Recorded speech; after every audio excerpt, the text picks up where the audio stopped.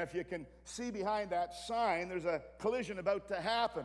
It's a four-way stop. And as I looked at that sign, I began to think of the Church of Jesus Christ. And I asked myself again today, is it possible that the church is at a high collision intersection? Our fellowship of churches as the Pentecostal Assemblies of Canada.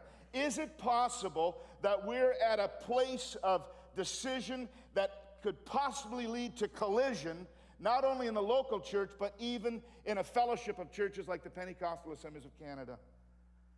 I had the privilege just 2 weeks ago of being in Nairobi, Kenya. And I'd like this picture to come on the screen because there's a lady there that I want you to see.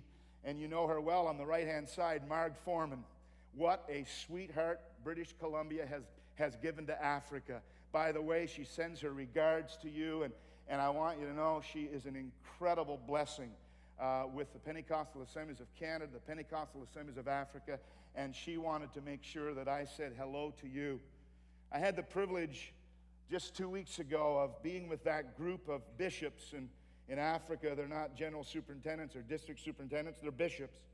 And that group that you just saw on the screen, there was 45 people in the room for 3 days. And on the first night as I was speaking and opening up the council, I said, we've got to find out before we leave here just how many churches and how many people this group represents. And the next morning we did a survey and a guesstimate of what was represented.